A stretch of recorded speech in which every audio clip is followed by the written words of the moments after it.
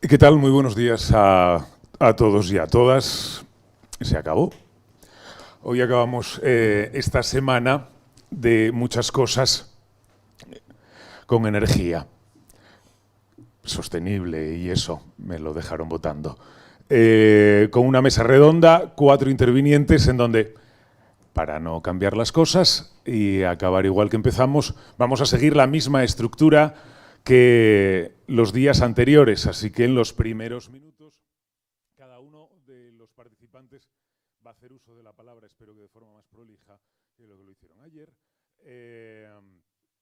estableciendo o indicando dónde están desempeñando su actividad profesional, qué tipo de empresa es, cuáles son las posibilidades de desarrollo profesional, teniendo en cuenta que quienes estáis en esta sala y quienes nos podéis estar siguiendo por streaming podéis tener perfiles muy distintos y no necesariamente del ámbito específico de la ciencia pura y dura.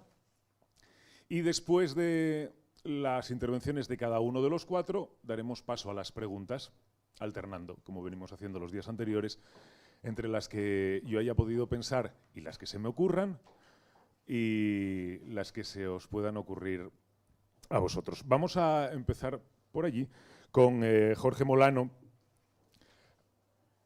A mí no deja de resultarme llamativo que en determinados ámbitos profesionales los puestos se digan en inglés. Está bien, voy a decirlo igual y luego ya nos lo traduce y nos dice exactamente eso en español qué implica. Bueno, trabaja en Airbus, es ingeniero aeronáutico y economista y concretamente se desempeña como Air Supply Systems Integrator, que suena espectacular y que ahora nos concretará exactamente. Por cierto, está trabajando en un avión, imagino que con más gente, con 0 emisiones, o sea que no emita basura. Jorge, 10 minutos como máximo. Hola, encantado. Mi nombre es Jorge Molano y hace como cosa de 4 años, justo cuando entré en Airbus, se acercó mi jefe y me dice, "Oh, mira, me han ofrecido una cosa, creo que es un proyecto muy, muy chulo, pero quieren que esté viajando todas las semanas a Toulouse. Y todas las semanas me parece un poco excesivo y había pensado que a lo mejor podíamos ir una tú, una yo, háblalo en tu casa, con tu mujer, mira a ver qué te parece y me dices, no te puedo contar mucho porque de momento es un proyecto confidencial, pero dímelo y lo vemos.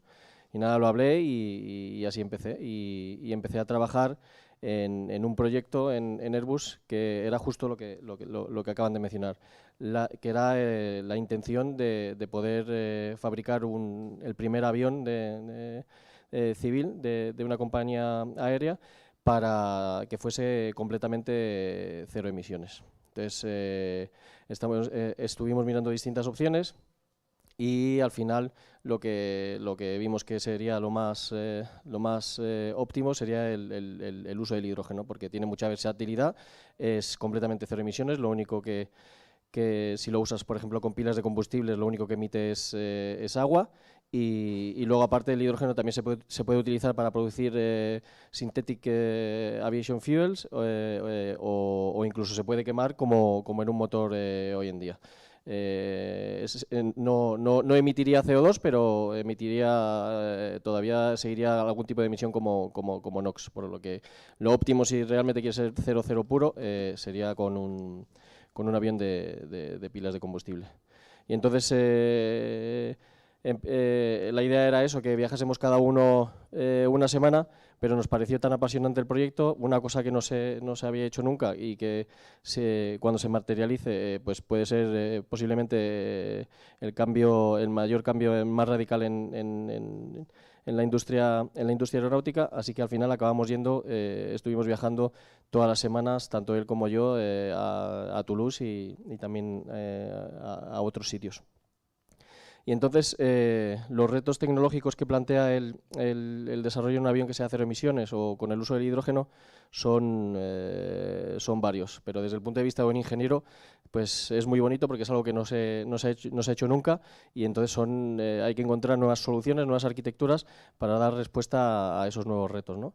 El hidrógeno, por ejemplo, tiene tres veces más densidad de potencia que el queroseno, es decir, que por cada kilo de hidrógeno obtenemos 3 veces más energía, pero el problema que tiene es que la densidad es mucho más baja. Por ejemplo, 1 litro de queroseno serían 3.000 litros de hidrógeno a presión ambiente, o sea que ocuparía 3.000 veces más, con lo cual sería imposible llevarlo embarcado en un avión, y entonces la única solución que hay es o tener tanques altamente presurizados, como los estándares que hay en la industria de la automoción, que son a 700 y 350 bares, o bien irnos a hidrógeno criogénico, es decir, que pasarlo a líquido. El problema que tiene el hidrógeno, que para convertirlo en líquido pues hay que irse a temperaturas muy bajas. Estamos hablando de unos 22-25 Kelvin, es decir, menos 253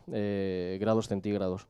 Y el hecho de tener un tanque con líquido criogénico, pues ya lo saben muy bien en el mundo de los lanzadores de Ariane y espacial, pues es altamente complejo y altamente complicado, y más si es algo que vamos a estar utilizando a diario.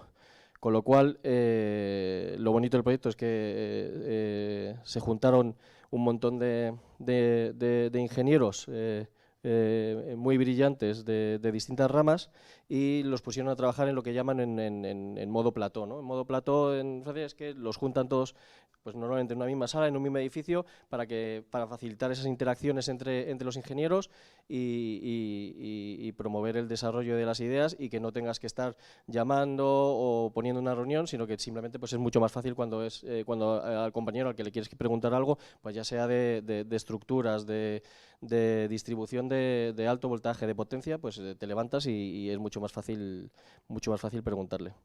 Y otro de los grandes retos que tiene esto de la electrificación o de hacer un avión cero emisiones es lo que llamamos la gestión térmica.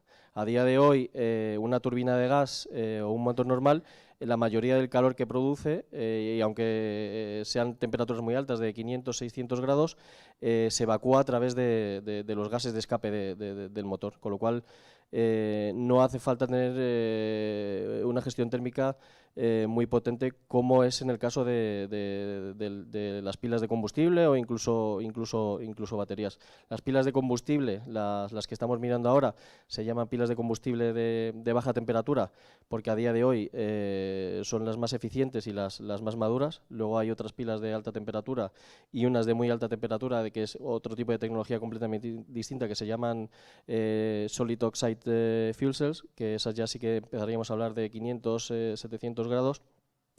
Y el problema que tienen las de baja temperatura es que funcionarían en torno a 90-100 grados. ¿Qué quiere decir eso? La pila de combustible puede ser más eficiente que un motor o que una turbina de gas.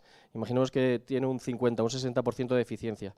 Quiere decir que el resto, ese 50 o ese 40% restante, es calor. Y ese calor, la pila es muy sensible, digamos que es un poco diva, y la pila tiene que funcionar a 90 grados. Entonces, imaginaros un avión, le mete la palanca el piloto, máxima potencia, un montón de megavatios de potencia y un montón de megavatios de temperatura que hay que disipar.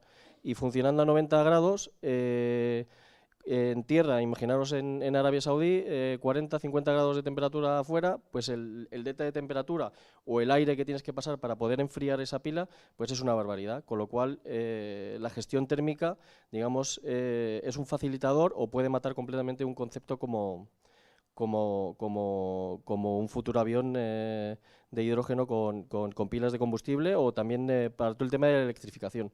Lo que quiero decir con esto es que hay tecnologías que directamente a lo mejor no las pensamos cuando hablamos de montar baterías o pilas de combustible o hidrógeno en un avión, que son fundamentales que se desarrollen. Entonces, todo lo que tiene que ver con la gestión térmica hoy en día es súper importante, ¿no? Es una de las ramas que van a ser necesarias en cualquier ámbito. Estamos hablando de si montamos baterías, todos los power electronics. En el momento en que empezamos a electrificar las cosas, hay un montón de calor que hay que disipar, y ese calor hace falta desarrollar nuevas ideas, nuevos conceptos que hagan que las soluciones que propongamos sean muy eficientes. Y entonces estuvimos trabajando más o menos 2 años, luego llegó el COVID y bueno, un poco la incertidumbre de qué pasará ahora con esto. Estamos en un proyecto de R&T, la compañía ahora pues con todos los aviones parados, los clientes no van a venir a recoger los aviones y al final, a pesar de todo, salió reforzado, ¿no? Con esto de que en Europa nos estamos dando cuenta de la importancia que tiene el tema de no emitir CO2, de intentar dejar un mundo mejor para las generaciones que vienen, pues el proyecto salió reforzado, y de los 25 que más o menos estábamos al principio, pues ahora en estos momentos debemos ser más de 1000 personas trabajando en este avión. Y entonces, para mí, yo que he vivido también en la época anterior, en la época del desarrollo de aviones más clásicos, creo que es un momento súper apasionante como ingeniero, el poder estar trabajando en cosas que no se han hecho nunca, en verdaderos retos, en descubrir cosas, proponer ideas. El otro día estábamos en una reunión con uno de los jefazos de allí en Airbus, estábamos presentando unos conceptos y nos decía, dice, disfrutar de este momento, dice, porque pocas veces en la vida de un ingeniero vais a vivir algo parecido, ¿no? En el que os dejen investigar, explorar, proponer nuevos conceptos, y nos dijo, disfrutarlo porque nunca se sabe hasta cuándo pueden durar estas cosas. Entonces es un momento muy dulce para el mundo de la ingeniería, para poder entrar en este campo. Entonces, yo os animo a todo el mundo que le guste la tecnología, pues que se empiece a meter en este mundillo, y que de verdad que es algo apasionante el poder trabajar en cosas así. O sea, yo me imagino, porque la intención justo después del COVID, ya hizo Airbus pública sus intenciones y dio una rueda de prensa, es para 2035 poder poner en servicio este avión que, si alguno lo queréis buscar, pues se llama 0E, de cero emisiones.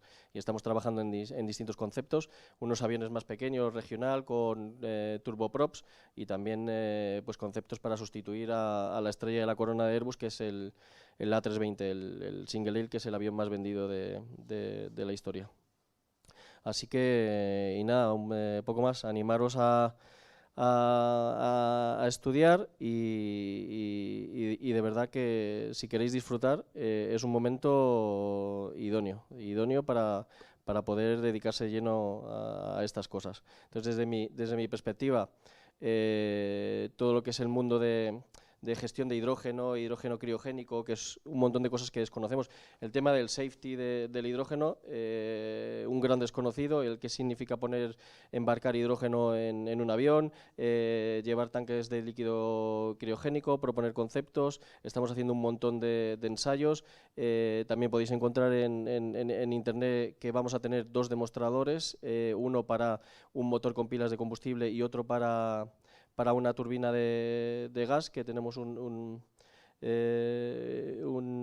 partner para desarrollar el motor. Irán montados en un avión de test del 380, y luego aparte estamos haciendo 1000 ensayos, pues eso, para entender bien las pilas, lo que implica el alto voltaje, el hidrógeno, ensayos de explosión de hidrógeno, de comprender la fenomenología del hidrógeno.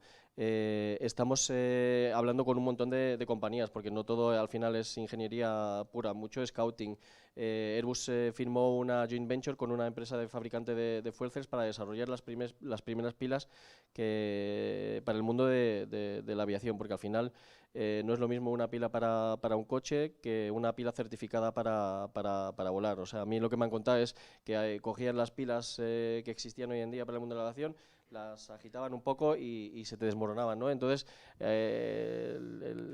las condiciones a las que están sometidas o las que tienen que estar sometidas para poder fabricar un avión que sea seguro, pues son muy distintas. Así que yo simplemente os animo, si queréis enteraros más, Ahora mismo en Internet podéis encontrar mucho sobre el tema, simplemente poner 0 emisiones y veréis que todo lo que se está moviendo y todo lo que se está invirtiendo para poder llegar al objetivo de desarrollar un avión que sea 0 emisiones. Pero os lo digo de verdad, el dinero que se está invirtiendo en poder llevar esto a cabo es increíble. Quedan muchas dudas, es un reto tecnológico, hay días que te levantas o que piensas y ves todas las complejidades y dices, joder, esto en la vida lo conseguimos o tal, pero eso es parte de lo bonito, ¿no? De hacer un poco lo que parece un poco imposible, hacerlo posible. Y sobre todo también, pues, porque yo, desde mi perspectiva, yo por lo menos, es una cosa que estoy disfrutando enormemente y ahora mismo creo que hay pocas empresas y pocas compañías donde se esté haciendo algo tan radical. Y no, eso es todo. Se nota que disfruta. Gracias. Bueno, si ponéis 0 emisiones, igual lo primero que os sale son los mensajes alarmistas del secretario general de Naciones Unidas, que también está un poco obsesionado con eso. Me parece curioso cómo toda esta intervención puede resultar fascinante a pesar de no haber entendido prácticamente la mitad de lo que dijo, pero aún con todo y con eso a mí me parece fascinante. Luego te haré algunas preguntas que me he perdido en algunos datos. Antonio Montero, que está aquí, es el director de Project Finance para proyectos de recursos energéticos y renovables en BNP Paribas. En este caso no estamos... ¿Ingeniero? No. Menos mal, estamos rodeados. Pues él nos cuenta ahora en lo que está, a lo que se dedica y las posibilidades de desarrollo. Sí, no, yo no soy tan listo como mis compañeros. A mí me lleva pasando lo mismo toda la semana. Yo no soy ingeniero, pese a que mi padre es un ingeniero industrial de pura cepa, y yo estudié ADE en Bilbao. Entonces, la verdad es que los temas técnicos, los temas de ingeniería, se me quedan un poco lejos, ¿no? Yo acabé la carrera hace unos años ya y de rebote, la verdad, acabé en el departamento de riesgos de un banco. Pues bueno, sí, y justo era el departamento de riesgos que miraba la financiación de proyectos que daba ese banco, que en aquella época, estamos hablando antes de la crisis del 2008-2012, ¿no? En aquella época hubo un boom, el primer boom renovable en España, y este banco en el que yo empecé era un banco español, era de los que más financiaban este tipo de proyectos en aquel boom. Y en aquel momento, pues la verdad es que fue una especie de flechazo, ¿no? Dije, yo nunca había escuchado nada de la energía, más allá de las broncas de mi padre por dejar la luz encendida y no tener en cuenta el coste. Y de repente, pues vi que había un ángulo para mí que era donde confluían las finanzas o los números con la energía, ¿no? Y hacer un puente entre entender el modelo de negocio energético y cómo se puede financiar eso, ¿no? Desde el punto de vista de un banco. Muchos años después, el mercado energético en España ha dado bastantes vueltas, hubo un boom, luego estuvimos 5 años sin construir nada renovable y ahora hay otro boom, ¿no? Diferente. En ese proceso, pues acabé en BNP Paribas, que es el mayor banco de Europa y que lleva financiando proyectos de energías renovables en España por lo menos 15 o 20 años, ¿no? Es seguramente el banco internacional que más proyectos de energías renovables ha financiado en España. Entonces, dentro de ese contexto, nosotros tenemos el equipo de financiación de proyectos, Project Finance en inglés, que financiamos los proyectos pues, que tienen una tecnología más estable, más probada, menos riesgo tecnológico y con un negocio que es razonablemente demostrado y estable y se puede contar en unos flujos de ingresos estables a largo plazo para poder financiar estos proyectos a largo plazo, porque son proyectos que requieren muchísimo capital y que por tanto se repagan en muchos años, ¿no? Es más o menos el ejemplo más similar que todos tenemos en la cabeza es como la compra de una casa. Compras una casa el día 1, es una inversión muy grande y se devuelve en muchos años, ¿no? Pues para eso, en el mercado de la energía necesitas que el marco regulatorio sea estable, la visibilidad que tienes de ingresos sea visible, ¿no? Entonces yo me dedico dentro de ese departamento, que es un equipo paneuropeo, o sea, podemos cubrir proyectos en España y Portugal, pero también en Francia, en Italia, en Inglaterra, donde sea, en proyectos más, como decía antes, más desarrollados. Y yo creo que ya hemos llegado a un nivel en que financiar un parque eólico, incluso en el agua, en el mar, que hay muchos en el Mar del Norte y en las costas de Inglaterra, pues se ve como un producto comoditizado, ¿no? Es prácticamente financiar una casa, ¿no? Entonces, nosotros seguimos financiando muchos parques fotovoltaicos, parques termosolares, parques eólicos en tierra y en mar. Y no solo eso, no solo BNP pone su dinero para financiar esos parques, sino que como conocedor de las estructuras de financiación que hay, de los intereses que tienen los accionistas en función de si el proyecto está en construcción, ya en operación, el perfil de inversores es diferente. Al principio son más desarrolladores o utilities, luego ya eso se va rotando a inversores más financieros, enfocados en el dividendo. Nosotros tenemos una capacidad de hacer de intermediarios en el que, por una parte, tenemos llegada a sponsors que necesitan capital y, por otra parte, tenemos acceso a clientes institucionales del banco en el mundo, fondos de pensiones, fondos de inversión, aseguradoras, la gente que mueve mucho dinero, que tiene mucha liquidez porque ha levantado mucho dinero antes de esta crisis que parece que viene, ¿no? Y lo que hacemos es, sin poner nosotros nuestro balance, hacer como de casamentero entre una parte y la otra, ¿no? Eso es el negocio, yo diría, mainstream del departamento de Project Finance. A la luz de todo el proceso que estamos comentando aquí, de la electrificación de la economía, el hidrógeno verde, el plan de eliminar el carbón de la economía, todo eso son ya tecnologías más novedosas, menos probadas, que necesitan unas inversiones bestiales igualmente, pero que no están tan probadas y financiar eso sería, bueno, igual no hay mucha gente que lo haría y sería a un coste más alto porque hay mucho más riesgo, ¿no? Entonces, lo que BNP ha hecho ha sido crear un equipo global que se llama Low Carbon Transition Group para asesorar, financiar, acompañar a los clientes en las áreas claves del proceso de descarbonización de la economía. Hidrógeno verde, captura de carbono emisor, baterías, gigafactorías de baterías, gigafábricas de módulos en Europa, para también desviar la dependencia que tenemos de China, porque estamos quitando el petróleo, pero para poner módulos fotovoltaicos o baterías, pero todo eso al final viene de China, que dependemos de ellos, de las condiciones laborales que hay ahí, de las condiciones de cómo contaminan las fábricas chinas. Entonces, todo eso se trata de traerlo también a Europa o a Estados Unidos, en la medida de lo posible. ¿Qué más? Cargadores para coches eléctricos.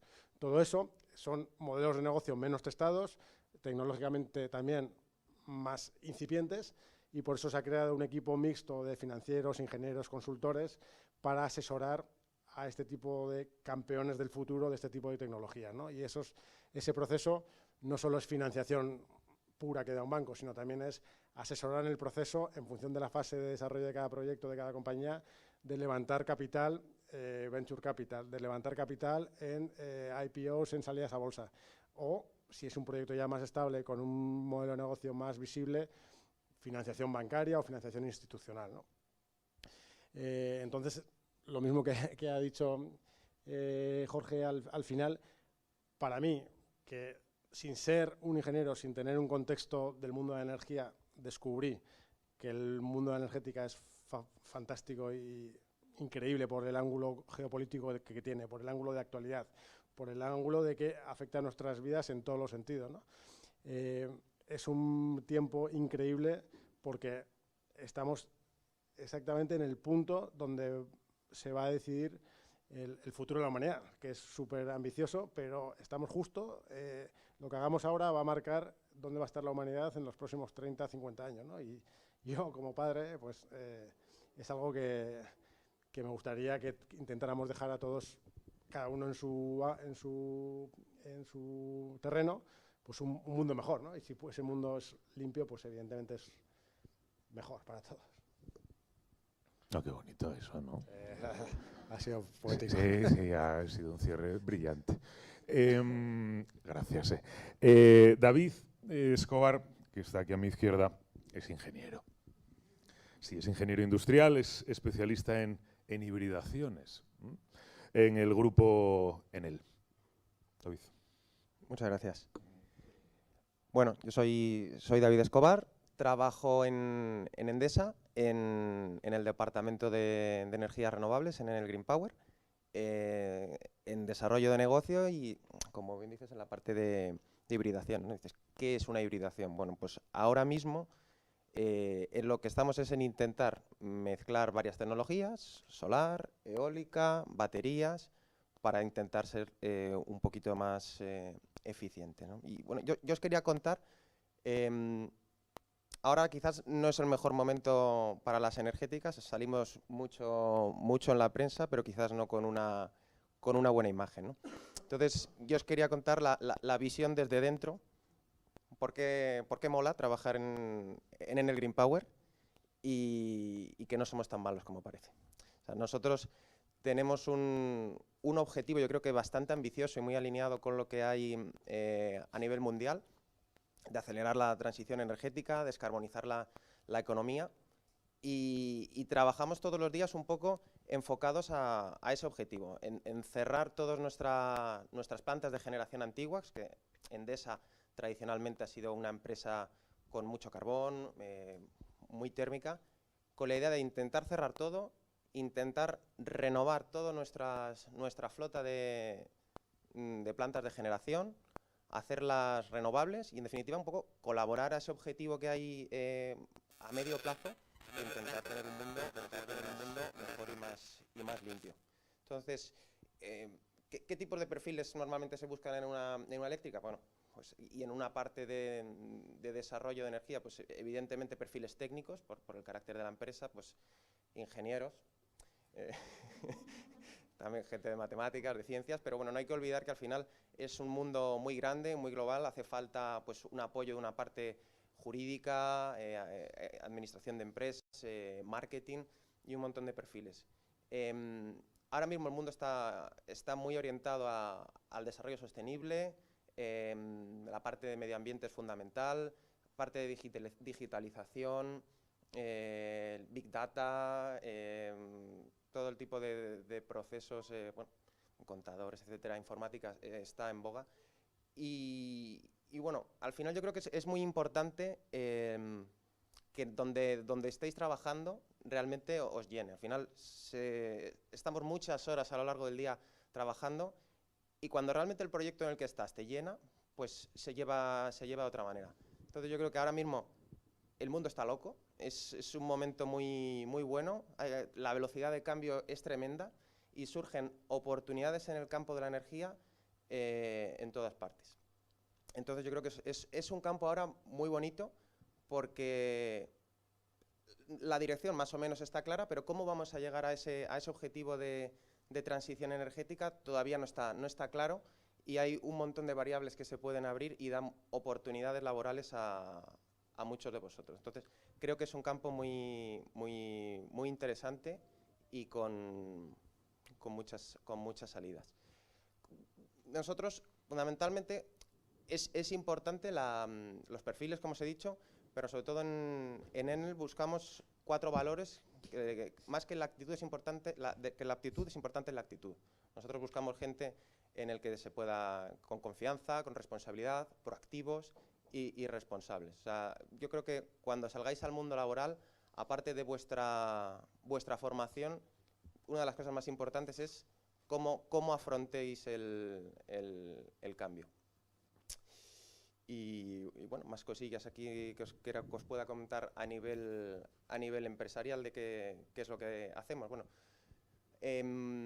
ahora mismo yo creo que hacen falta perfiles de técnicos, hace falta mucho desarrollo, mucha gestión. Eso no me lo digas, que me estás pisando cosas. Vale.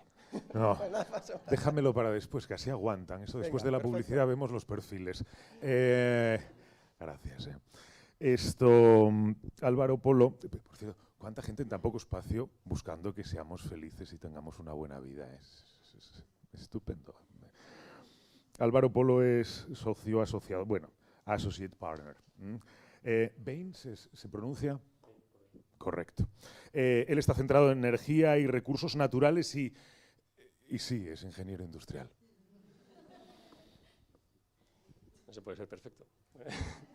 Bueno, gracias por la introducción. La verdad, me ha parecido súper interesante todo lo que han dicho mis colegas.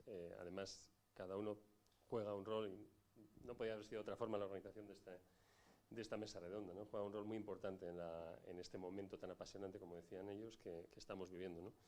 Yo quiero contaros 4 cosas. Una, voy a daros una breve nota sobre mi trayectoria. 2, voy a daros una un poquitín más extendida sobre Bain & Company. 3, voy a hablaros de qué está pasando en el sector energético a grandes rasgos. Y 4, pues sí me gustaría también comentaros cuáles creo que son los perfiles que busca el sector energético en este momento. Si os parece un buen menú. Menos el último plato, que se te lo sirvo yo, el de los perfiles. Bueno, pues yo efectivamente soy director asociado, associate partner en Bain & Company.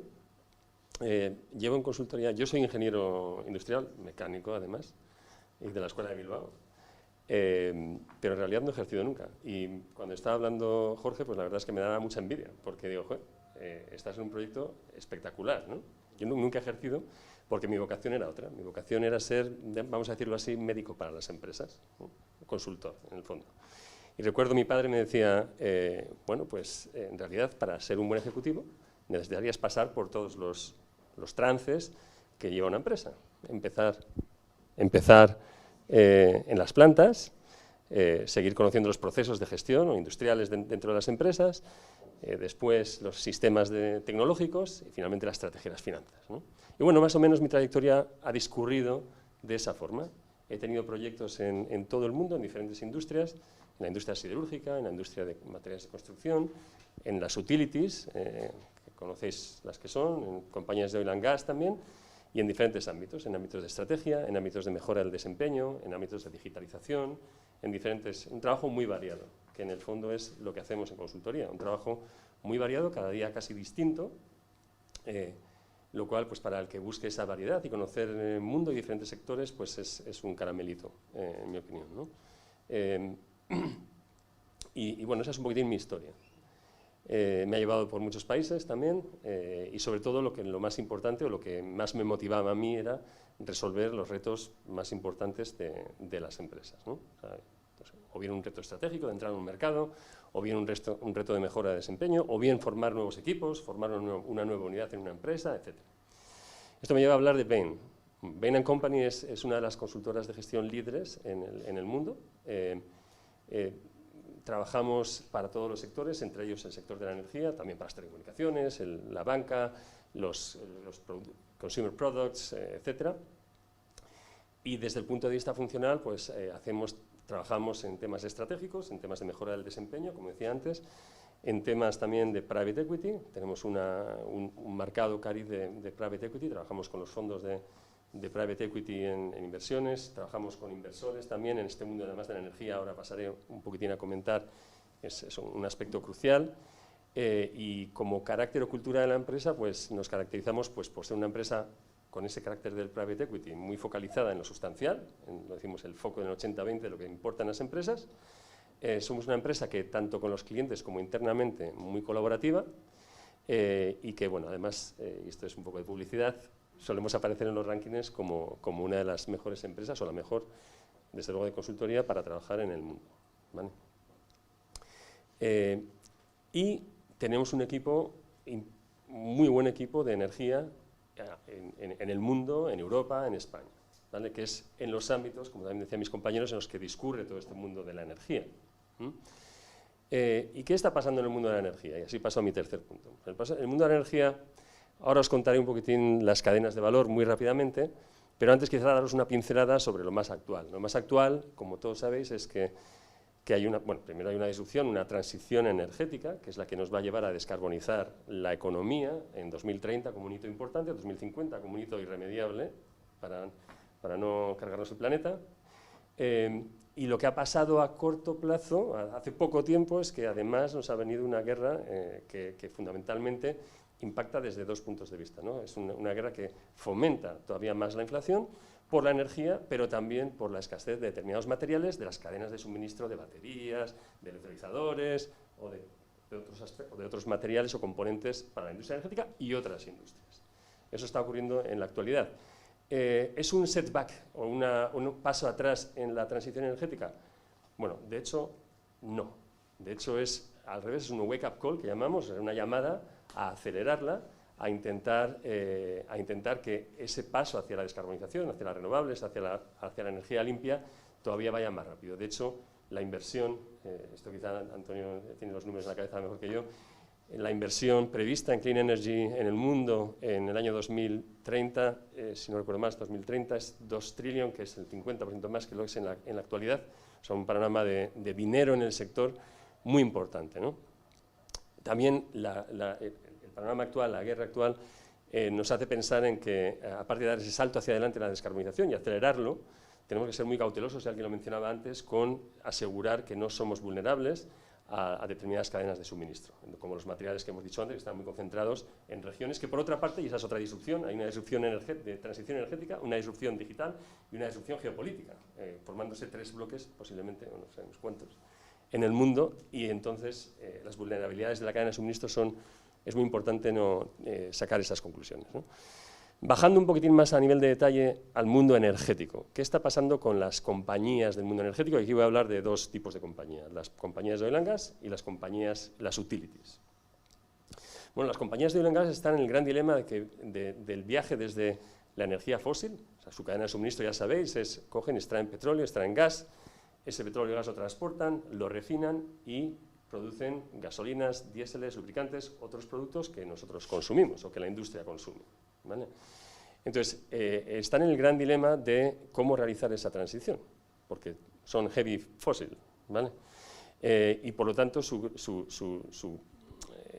están ocupadas en este momento en ver cómo asignan el capital para ir comprando cosas de la nueva economía, como por ejemplo parques de energías renovables, nuevos servicios de eficiencia energética, fomentando el autoconsumo, etcétera, mientras no se cargan del todo la parte fósil, porque es la que también les sirve para financiar esta transición energética. Hay un juego económico y de financiación importante, ¿no? En el que obviamente todos los inversores juegan un papel muy claro, ¿no? Nosotros trabajamos también en Bain, otra cuña publicitaria, ¿por qué trabajamos con los fondos? Porque hay activos a día de hoy, activos fósiles que pueden quedar a medio o largo plazo en desuso, ¿no? Y bueno, hay fondos que creen que todavía cogiendo ese activo fósil lo pueden transformar de determinada forma y sacarle primero un rendimiento en la circunstancia actual y después transformarlo para tener un activo en transición energética dentro de 10, 15 años, ¿no? Entonces, bueno, un aspecto importante, cómo se asigna el capital en las compañías estas de oil and gas, que se están metiendo en el campo de las utilities, comprando sus unidades también de electricidad y de gas. ¿En qué están metidas las utilities? Las utilities fundamentalmente, hay diferentes aspectos de las utilities, ¿no?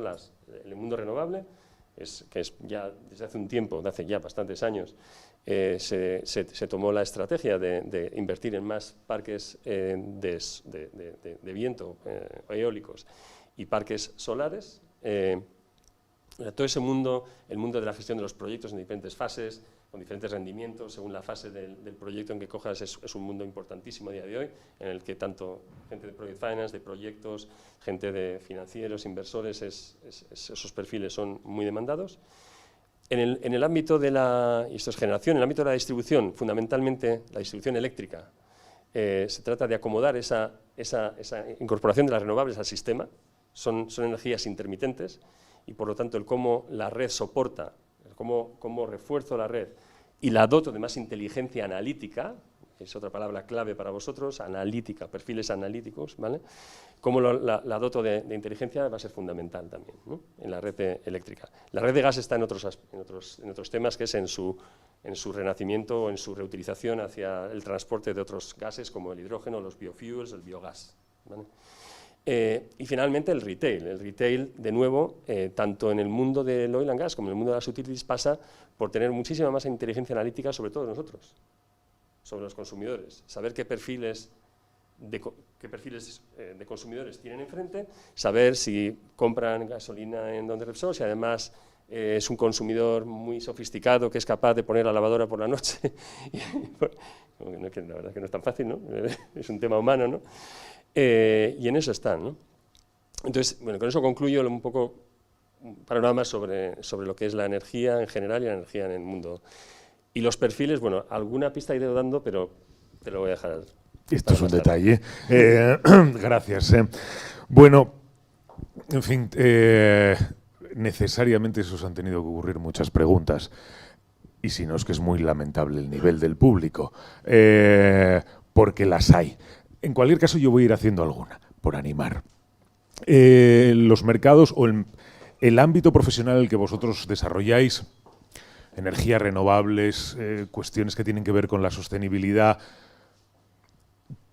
todo que resulta o que empieza a resultar, quizá por la acción de los medios de comunicación y lo que pueda estar pasando y porque ahora nos estamos centrando más en este tipo de cuestiones, probablemente obligados por la necesidad, pero que en su inmensa mayoría nos resultan cosas muy nuevas, muy pesando hacia el medio y el largo plazo.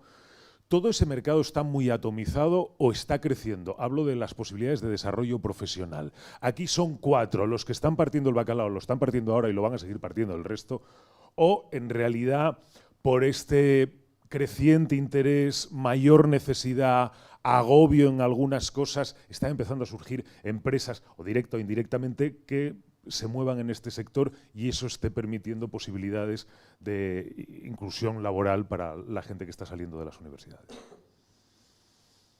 Por ahí, por el consultor, sí. Vale.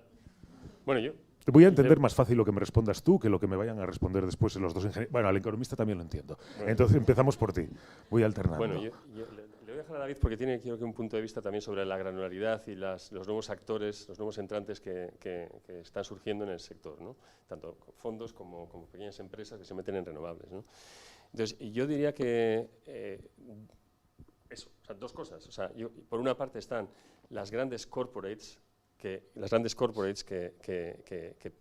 piden perfiles como decía, perfiles analíticos para redes, para el cliente, etcétera, perfiles también de proyectos de renovables, para implantar proyectos de renovables, perfiles financieros, de finanzas verdes también. Finanzas verdes, has dicho. Sí, finanzas verdes. Bueno. ¿Eso tiene algo que ver contigo? Sí, bueno, hay es lo que se llama la financiación ESG. No solo en global o verde, también temas de gobierno, temas sociales, de inclusión, de distintas personas.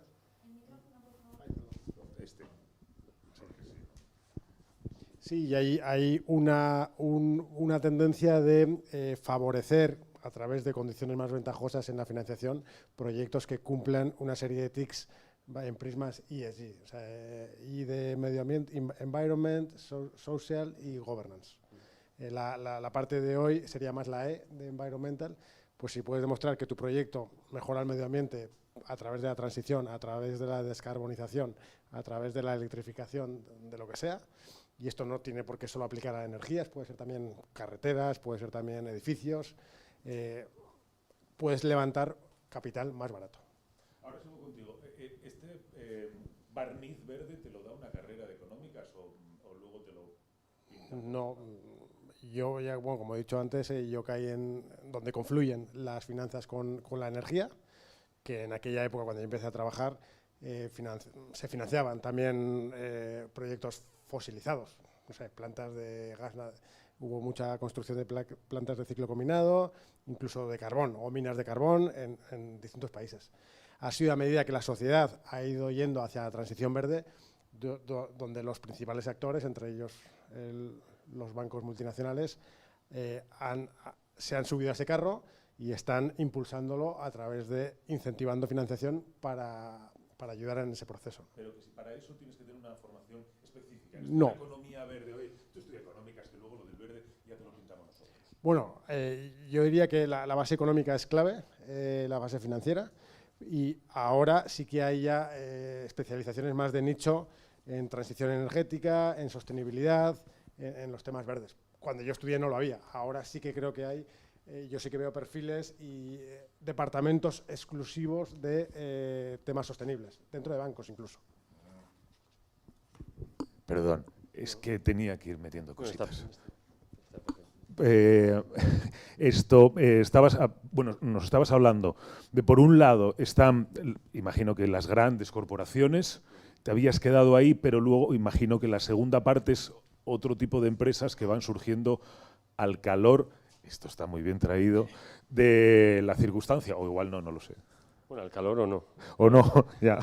Y yo, David, te lo voy a pasar en breve porque creo que tienes, si me lo permites, un punto de vista importante, ¿no? Digo al calor o no, porque efectivamente hay proveedores que, o incluso empresas pequeñas, startups están surgiendo de montaje de paneles fotovoltaicos, de servicios de eficiencia energética, de servicios de diferente tipo para electricidad y gas, o hay empresas que están haciendo la competencia, son empresas pequeñas o fondos que compran parques o que compran terrenos y que están haciendo la competencia también a las grandes corporaciones, por ejemplo, en el desarrollo de los parques eólicos, sobre todo los parques fotovoltaicos, ¿no? O sea que podemos, y también hay empresas, y esto ya son conocidas de hace ya un tiempo, en el mundo de retail o de comercialización de la energía, nativos que llamamos nativos digitales y que también compiten en el mundo de la comercialización con estas empresas, ¿no? Entonces, todas estas, ¿qué ofrecen, creo yo? Estas empresas más pequeñas, hombre, pues ofrecen la emprendeduría, ofrecen estar en un proyecto más tipo startup, más pequeño, en el que veas toda la empresa de una vez, ¿no? Yo creo que hay un reto importante, aprovecho y te paso, David, si me lo permites. Sí, claro. El micrófono, creo que hay un reto importante en las corporate por hacer atractivo precisamente estos departamentos de low carbon, estos departamentos de transición energética, ¿no? Hacerlos atractivos, hacer que funcionen como una startup, que quizá es lo que hacéis en NLX o en Endesa X.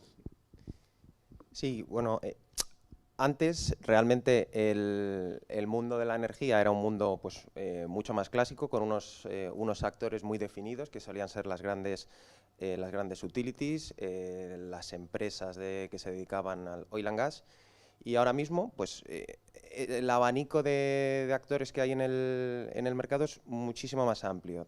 Como has comentado tú antes, todas las empresas de oil and gas se ven obligadas a transformarse para adaptarse a los cambios, con lo cual es otro motor muy importante que se sube al carro de las energías renovables y desarrollo sostenible. Y por otro lado, surgen fondos de inversión que están invirtiendo de manera muy fuerte en desarrollos renovables, tanto por el interés y en cuanto a rentabilidad y a negocio de los propios proyectos. Muy importante lo que habéis comentado sobre el accionariado y ESG, en todo lo que se refiere a sostenibilidad y valores corporativos que cada vez están más valorados. Y luego, no nos olvidemos de otro sector muy importante, y es las tecnológicas y las empresas, pues como pueden ser Amazon o empresas de este estilo, pues ya estamos viendo que están empezando a meterse poco a poco en el mundo de renovable. Y es un mundo que se está ampliando enormemente. Luego, por otro lado, una de las cosas también que ofrecen un abanico de posibilidades súper amplias, sobre todo a un pensamiento disruptivo y a cambiar un poco el enfoque, es que antes, para tener electricidad, prácticamente lo que teníamos que hacer era abrir el grifo del gas, abrir el grifo del carbón, y ahora las renovables, pues bueno, hay viento cuando hay viento, hay sol cuando hay sol, y cambiar el modelo energético tradicional al modelo energético intermitente, pues es muy, muy complicado. Hay una serie de dificultades técnicas en cuanto a gestionabilidad de la red, a conseguir que la red sea robusta, que generan una cantidad de necesidad de estudios y de gestión de datos tremenda. Y asociado también a eso, pues una serie de mecanismos legales para modificar la legislación, para vender nuevos productos, ideas innovadoras que amplían el campo profesional pues, de una manera bastante notable. Luego veremos qué tipo de profesionales, pero eso después, Antonio, sobre esto. ¿Tipos de profesionales? No, eso iría después. Sobre con esta situación, esta preocupación, inquietud por el desarrollo de las energías renovables, hay grandes corporaciones que viven de la energía desde hace mucho tiempo, son las que están copando este nuevo mercado, o con esta inquietud y estas necesidades se está abriendo las posibilidades de desarrollo profesional desde otros sectores o desde otros ámbitos distintos a los tradicionales. No, totalmente. El abanico de clientes que tenemos nosotros haciendo energías renovables es brutal. Tenemos las de toda la vida, que son las grandes utilities, las petroleras también de toda la vida, que están transicionando hacia el tema renovable, pero luego tenemos lo que se llaman IPP, en inglés IPPs, que es Independent Power Producers, que son plataformas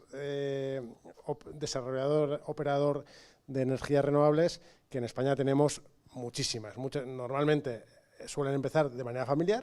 Cuando cogen un volumen, los suele comprar un fondo, fondos de los grandes, que tienen mucha liquidez y ven una manera de cumplir dos objetivos: rentabilidad, evidentemente, porque los fondos están para ganar dinero, pero también hacer unas inversiones pues más sostenibles y más con un foco más social, ¿no?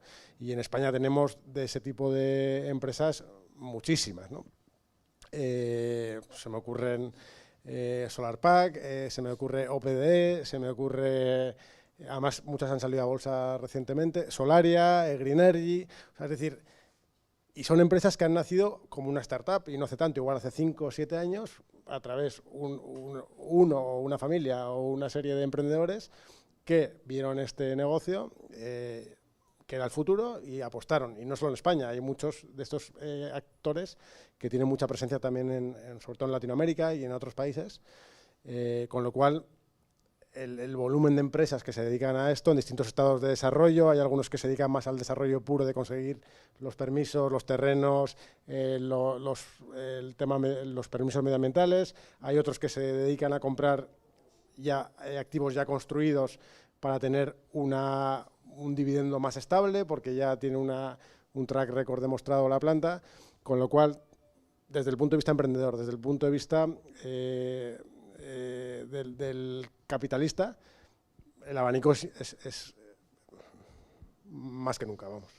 Jorge, ya pasando a las profesiones o a los perfiles profesionales que se pueden necesitar en cuestiones que en cuestiones que son innovadoras, fijándonos, por ejemplo, en el proyecto en el que vosotros estéis o en el que tú estás. ¿Hay trabajadores con perfiles distintos que son necesarios para abordar un proyecto de esas dimensiones, como por ejemplo un avión de cero emisiones, o en realidad es un paso más tecnológicamente y muy importante, pero la gente que está implicada no deja de ser el mismo perfil de ingenieros, el mismo perfil de lo que sea? No, al final hacen falta mucha variedad y tipos de perfiles distintos, ¿no? Es lo que estaba hablando antes. Pues y además de distintos nuevos, gente que digas, pues hasta ahora nosotros no habíamos necesitado no sé qué. Y ahora, como estamos con este tipo de avión, nosotros no llegamos y necesitamos incorporar esto que casi ni siquiera sabíamos que existía. Pues lo que te estaba comentando antes, por ejemplo, del tema del hidrógeno, gente que sepa de cómo se comporta el hidrógeno, de la fenomenología, hay muy poca, y muchas veces los tienes que desarrollar pues a base de lanzar demostradores, ensayos, y además, que estáis hablando antes lo de si hay nuevas empresas, incluso en el mundo de la aviación, que parece que está copado básicamente por dos empresas, por Boeing y por nosotros, están apareciendo también nuevas startups en el escenario. Hay una empresa como Zero Avia también tiene la intención de sacar para 2025 pues un avión con pilas de hidrógeno. Y Universal son 10 años antes que vosotros. No, pero no la misma capacidad. Nos aficiona. Pero y tiene muchos beneficios también, porque a lo mejor ese tipo de empresas se pueden permitir el ser un poco más arriesgados, ¿no? No es lo mismo a lo mejor que nosotros hagamos un demostrador y se nos caiga a nivel de marketing, de publicidad, No, es que el eso impacto puede se ser os mucho cae un mayor, chiringuito y una pequeña notable. startup a lo mejor se puede permitir ser un poco más arriesgada, y a lo mejor hace falta para desarrollar al principio la tecnología. A veces el que prime tanto la seguridad o saber las necesidades ya desde el principio que van a hacer falta para la certificación, eso al principio a lo mejor también puede suponer un poco de freno. Otra empresa, Universal Hydrogen, que está también desarrollando como tanques, también quiere poner un avión en vuelo, y pues su base también han abierto ahora oficinas enfrente de Airbus en Toulouse, y hay mucha gente que conocemos que se está que cambiando de llevando los acera. perfiles tal, y No. les están tirando fichas pues a Vaya. todo el que ha trabajado un poco en eso se los están llevando, y Claro. normalmente Además, si con queda buenas por la misma condiciones, zona, buenas ¿qué más tal. te da ir para un lado que para el otro? Y no solo ya no es el mundo del hidrógeno, sino también ahora todo el mundo de la electrificación, ¿no? Las pilas.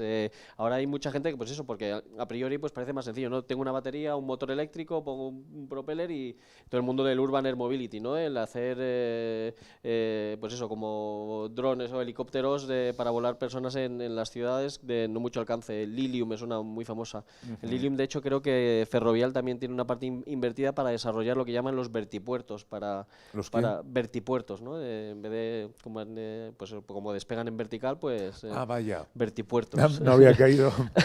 Estaba lento yo con eso. Vertipuerto se llama. Y entonces, pues eso, perfiles para el tema del hidrógeno, el tema de la gestión térmica, el tema de la gestión de la distribución de alto voltaje, que hasta ahora pues no hablábamos de 1 megavatio, de distribuir potencias de 1 megavatio. Como ahora tienes muchos más consumidores que de un power class mucho más grande, pues necesitas aprender a gestionar eso, saber qué implicaciones va a tener en vuelo, la fenomenología, el arcing, 1000 cosas. Entonces, integración, pero también incluso para manufactura, o de cómo vas de operability, de cómo va a haber que gestionar el aeropuerto, el hidrógeno en los aeropuertos, porque cómo se comporta el hidrógeno también es muy distinto. El hidrógeno, por ejemplo, cuando se quema, al contrario que el queroseno tal, no se ve, es una llama transparente. Entonces, establecer todo ese tipo de procedimientos, esa estandarización, todo ese tipo de cosas va a hacer falta para desarrollar una infraestructura y el ecosistema para poder gestionar el hidrógeno en el futuro. Y ahora voy con vosotros, ¿eh? Y de todas estas cosas que se van a necesitar, o que vosotros ya estáis viendo que se están necesitando, ¿de dónde viene la gente formada?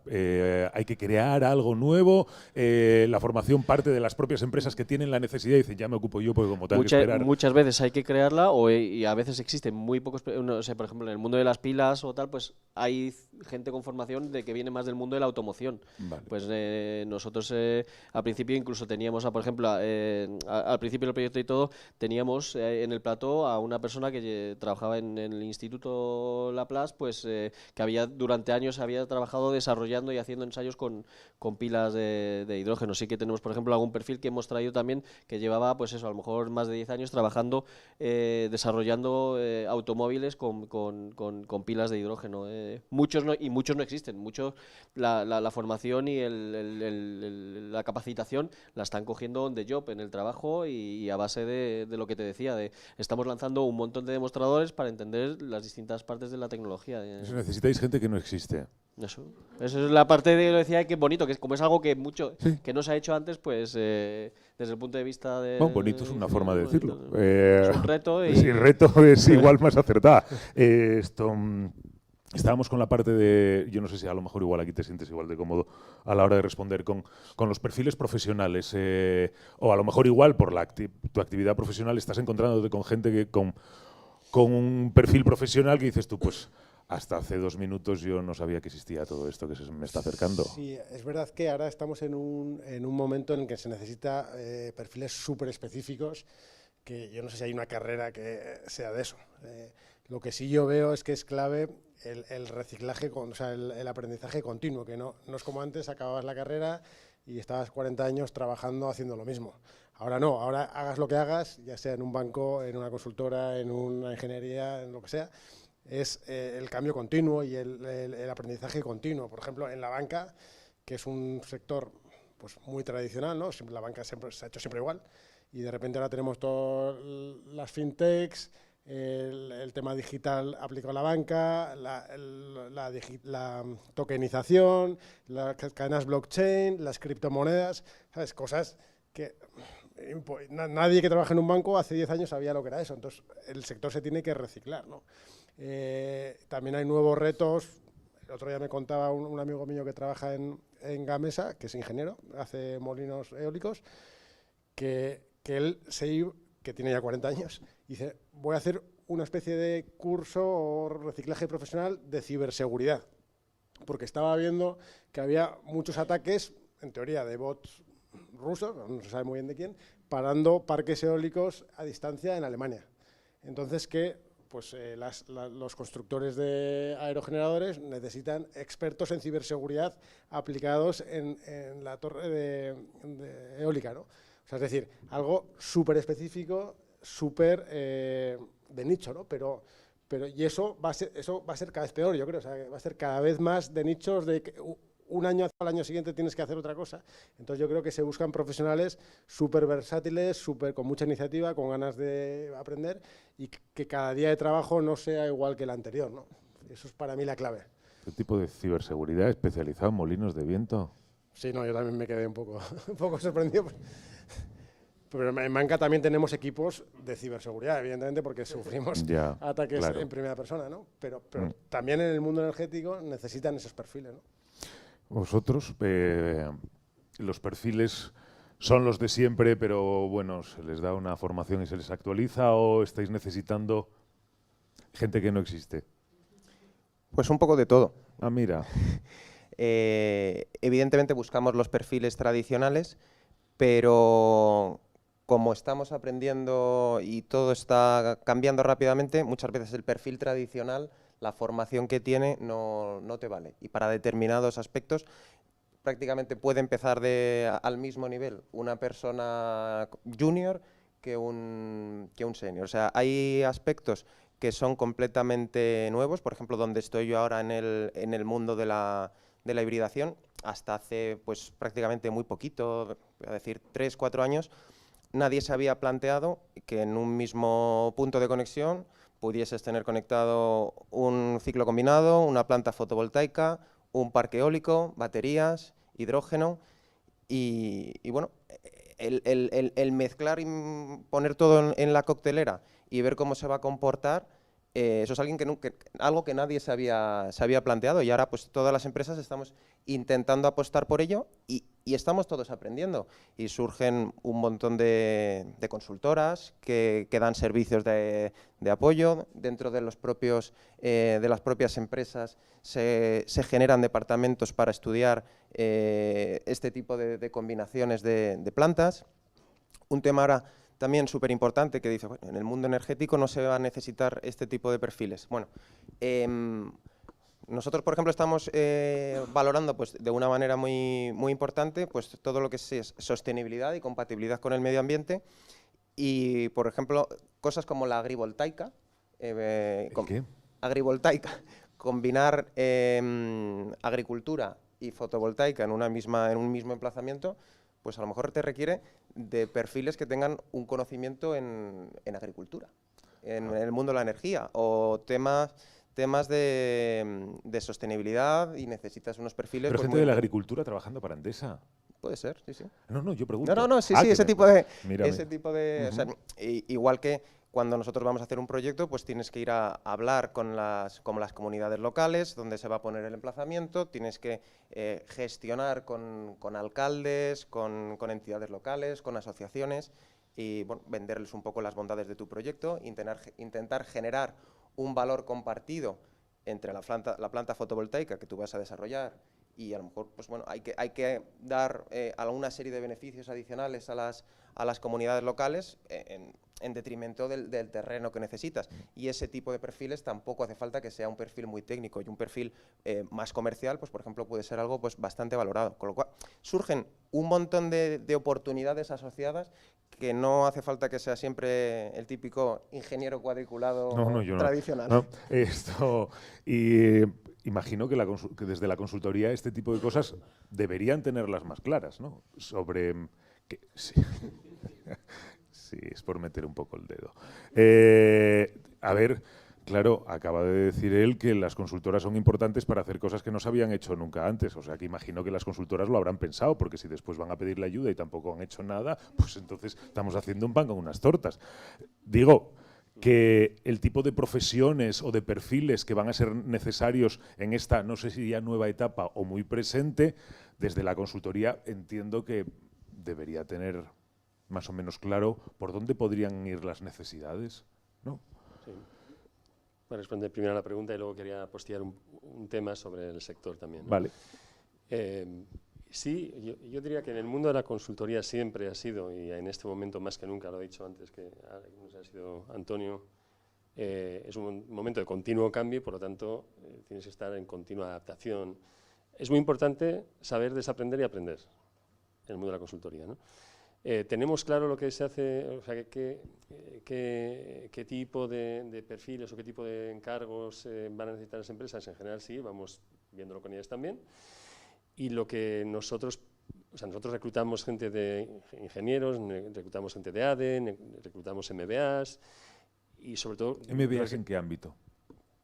Bueno, MBAs en general, o sea, Master in Business Administration, en cuestión de empresa, vale, sí, de gestión pero de si hay alguien que tiene otra formación, no solo MBAs, o sea, si hay alguien que tiene una formación o un itinerario curricular en su vida que tiene aspectos que nos interesan por especificidad, por ejemplo, en el mundo energético, pues también lo reclutamos, ¿no?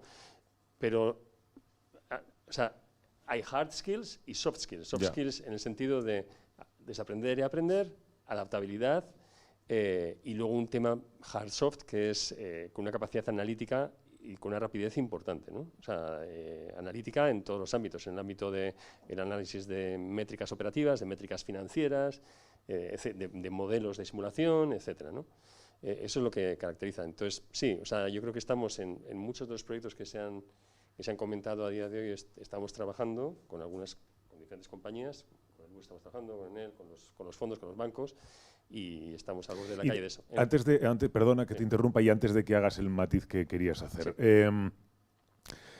Al estar en consultoría y conocer de cerca proyectos nuevos, innovadores de otro tipo de empresas con las que podéis estar trabajando, imagino que irás viendo si ese tipo de propuestas que tienen esas empresas que os piden ayuda van a requerir algún tipo de perfil específico con el que no cuentan, que a lo mejor no existe o que es muy rompedor o muy innovador, por ejemplo, en nuestro país, pero que hay otros en donde que ya llevan la delantera en este tipo de cosas y que antes o después se van a tener que incorporar para las empresas más próximas o que estén radicadas en España. Sí, es exactamente como dices. Te pongo un ejemplo muy concreto. O sea, los departamentos de ingeniería, de como no voy a mencionar la empresa, pero de una compañía energética, se necesitan ingenieros, o sea, se necesitan perfiles que sepan de otras cosas, que sepan de hidrógeno, que sepan por ejemplo, integración de almacenamiento, que sepan bueno, por ejemplo, en otro ámbito, que sepan de edificios y rehabilitación de edificios para eficiencia energética, ¿vale? Y eso no siempre está. Entonces ellos son los primeros que tienen que entender si readaptan a la gente que ya tienen, si la rehabilitan o si incorporan talento de fuera, o si circunstancialmente cuentan con un externo, que pues una consultora u otra empresa, para desempeñar ese trabajo de forma puntual y después o bien internalizarlo o bien ¿no? El punto no era un matiz, es más que nada apostillar. En el sector yo creo que hay dos tipos de profesión. O sea, los currículos formativos que o bien están en las empresas o bien existen en la universidad, directores de proyectos de renovables, ingenieros que integran en la red eléctrica o la red de gas, los dispositivos distribuidos o las renovables, o quien sabe de temas comerciales o de hacer un contrato. Eso existe y de alguna forma en las empresas pero hidrógeno, almacenamiento, etcétera, son cosas nuevas. Entonces yo lo que recomendaría, si me lo permitís, es que hagáis la carrera y que si queréis meteros en un ámbito de esto, pues hagáis un máster o alguna especialización que os matice un poquitín la carrera si queréis incorporaros a una empresa de este tipo, o que veáis que la empresa en donde queréis trabajar tiene esas posibilidades, ¿no?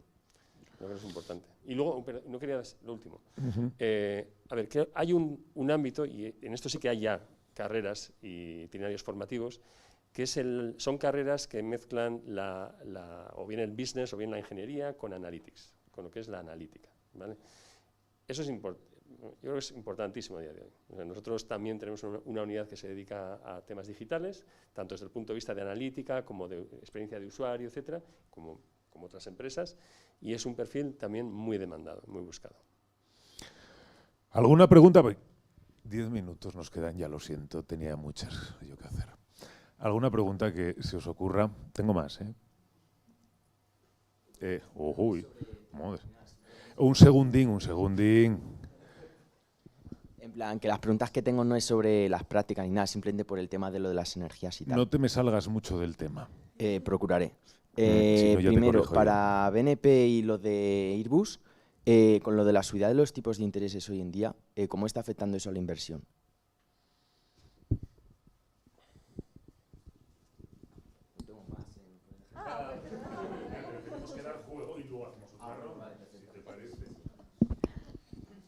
A ver, la subida de los tipos de interés pasan dos cosas, ¿no? O sea, una financiación tiene dos componentes, el tipo de interés básico y luego el margen de crédito, ¿vale?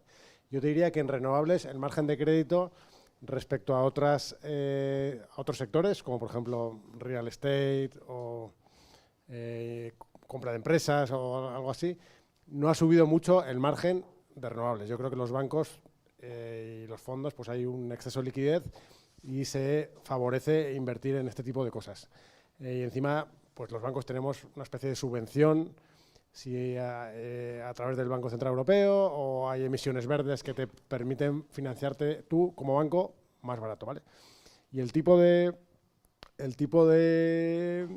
interés, efectivamente, está haciendo más cara la financiación de cualquier proyecto, no solo de renovables, ¿vale?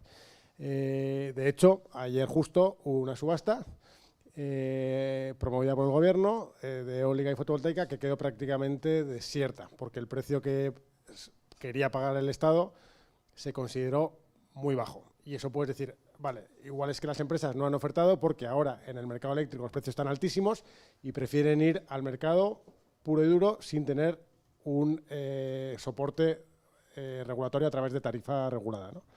O puede ser que los costes de las empresas hayan subido tanto como ha pasado por inflación, por cadenas de suministro, por tipos de interés, o sea, el coste financiero.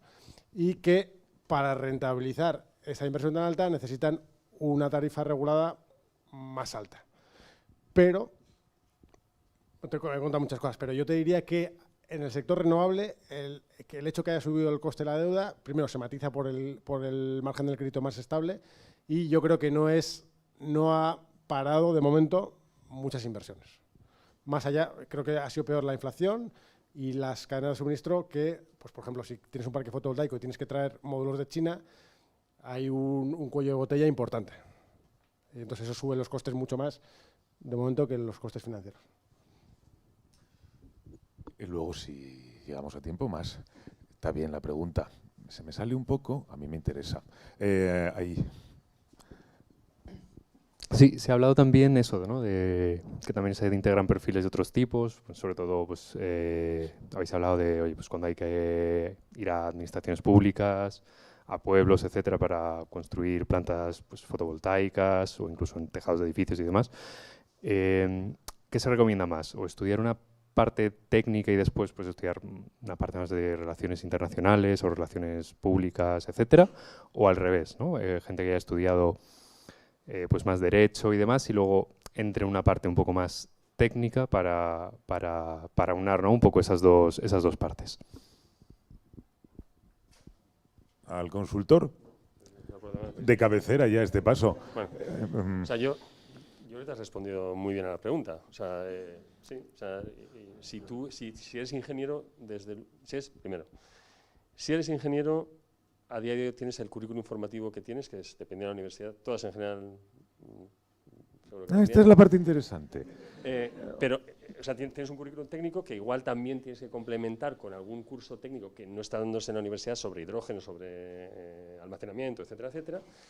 Y desde luego, mi recomendación sería que hicieses algo de business, sin duda, ¿vale? Y al revés, o sea, si eres alguien de ADE, creo que o sea, tienes la habilidad de los números, del business, etcétera, pero sí que sería bueno que, de nuevo, que hicieses algún curso de temas específicos a donde te dirigieses. Si queréis abordar alguna cosa, porque si no tengo allí pregunta. No, yo creo que Básicamente es eso. Pues ahí, si me echáis una mano para... la cuestión es los que están, en el caso de que estén al otro lado de la pantalla, porque esto va por streaming. Bueno, yo tenía una pregunta. Bueno, vosotros no sé si habéis estudiado en la universidad pública, en la universidad privada, pero mi pregunta es si creéis que la universidad pública, los métodos, el conocimiento o las formas de aproximarse a las necesidades del mercado laboral, bueno, que si están obsoletas las universidades privadas, las universidades públicas, si sus métodos están obsoletos o si creéis que las universidades privadas preparan mejor a los futuros profesionales o que están más relacionadas con lo que demanda el mercado laboral. Porque, bueno, según los datos, por ejemplo, la Universidad Pontificia de Comillas consigue emplear prácticamente... Esa segunda parte condiciona la respuesta. Deberías dejarlo al principio. Ah, vale, vale. Pues digo, porque si no, me tengo la sensación de que vas a condicionar la respuesta. La pregunta está muy bien tirada. Sentiros libres, aunque estéis en una pública. Sí, bueno, de que den su opinión, ¿no? Al fin y al cabo, y que guíen un poco por su experiencia. ¡Hala! Ya ha tocado. Desde mi experiencia personal, ¿no? O sea, yo creo que... Uy, estamos tardando en arrancar. No, yo creo que la formación que reciben en la pública en España sigue siendo muy potente, por lo menos en el mundo de la ingeniería, y los perfiles que vienen muy bien preparados también, ¿no? ¿El qué? En la privada también, y luego, o sea, es que a día de hoy no estoy muy involucrado con cómo son las nuevas metodologías o no, pero hace cosa de 3 meses o algo así, me invitaron también a la Rey Juan Carlos, y un chico que había estudiado en mi universidad, en la Politécnica Aeronáutica, y me estuvo comentando un poco pues cómo estaban abordando ellos las nuevas metodologías y tal. Y sí que es verdad que comparado con la época en la que yo estudié, que era mucho más teórico todo, sí que se estaban centrando mucho más en recoger cuáles eran las necesidades de las empresas, interactuar con ellas, invitarles, generar simposiums con ellos y tratar de dar respuesta a sus necesidades. Con lo que creo que también esa colaboración empresa-universidad, mi sensación, no estando metido en el día a día, es que está mejorando bastante. Puntito para la pública. En tu caso. A ver, yo he estudiado en la privada, también estudié en la UNED, a distancia, pero bueno, en la pública.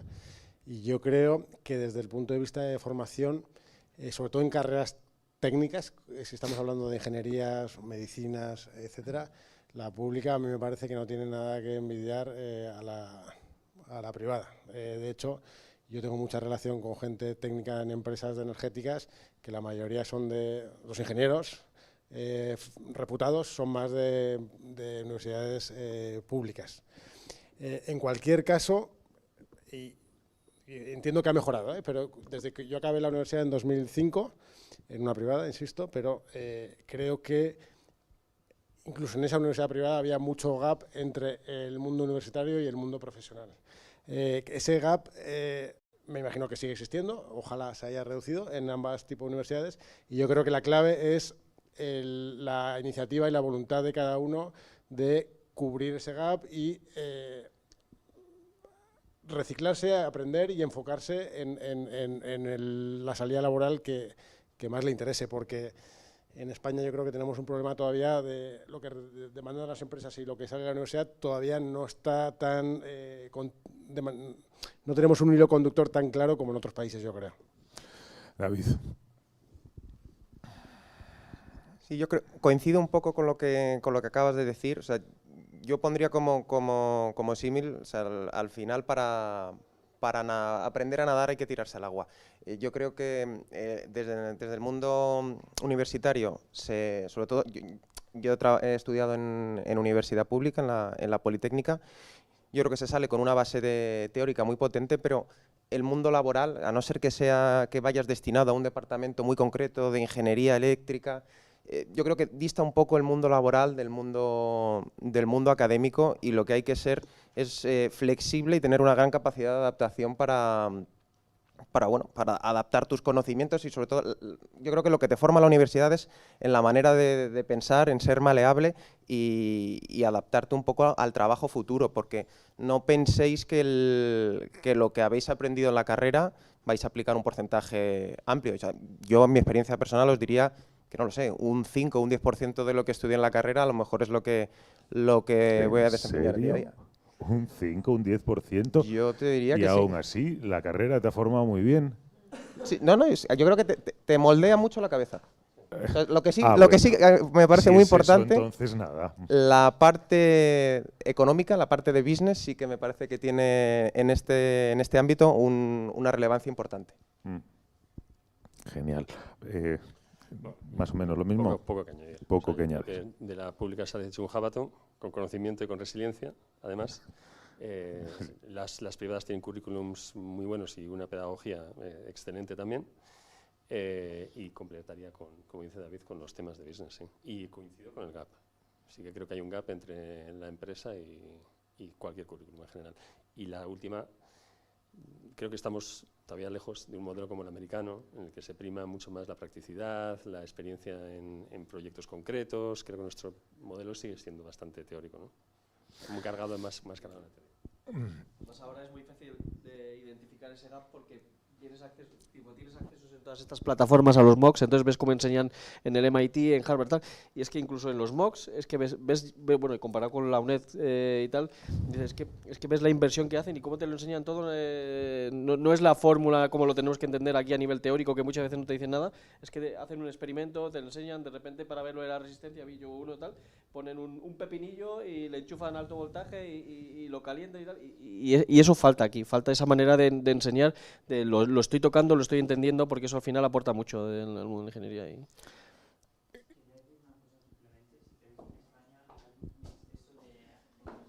No te escuchamos. Exceso de amiguismo. Pero ¿en qué? Porque, sí, vamos, simplemente preguntaba si vosotros bajo vuestra experiencia creéis que en España hay un exceso de amiguismos y que es un problema un poco importante en el mercado laboral o ya a nivel general del país.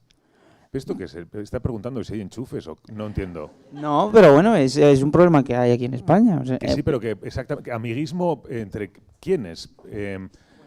Entre, pues puede ser entre pues miembros de una oligarquía que en todos los países hay, en unos países dependiendo de la cultura que hay en el país, pues esas relaciones pues son más importantes en el mercado laboral o en todos los ámbitos. Esa es simplemente mi pregunta, si creéis que eso es un problema o creéis que es una cosa baladí. ¿Podéis responder quien considere haber entendido la pregunta? No, yo te diría que eso no te va a ayudar, ¿vale? O sea, creo que tienes que ser dueño de tu futuro y tienes que pensar, tiene que darte igual, ¿vale? No lo sé, sea mismo, no lo hay. Y que a pesar de... Luego yo mi carrera abordaría eso. Ser dueño de tu propio destino. Yo creo que aquí tienes 4 personas que trabajan en 4 multinacionales. Bain es americana, ¿no? Americana, española y italiana, porque en Endesa ya la matriz es más italiana que española, y franceses. Yo creo, mi experiencia personal para yo entrar en BNP no ha sido gracias a amiguismos, porque ahí no me conocía nadie, no tengo ni un tío, ni un primo, ni un amigo que trabajaran ahí.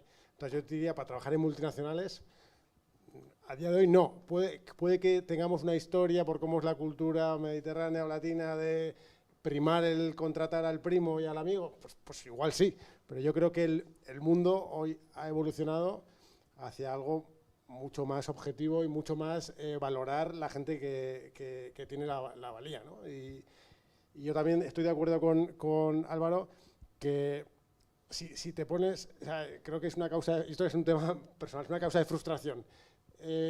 Mirar al de al lado y decir, joder, qué suerte ha tenido este que era un vago y ha tenido este puestazo. Creo que no vas a poder, si eso ha sido así, y seguramente haya casos, no creo que vayas a poder pelear contra eso y te vaya a ayudar a ti, más que intentar ser mejor cada día, intentar diferenciarte del resto.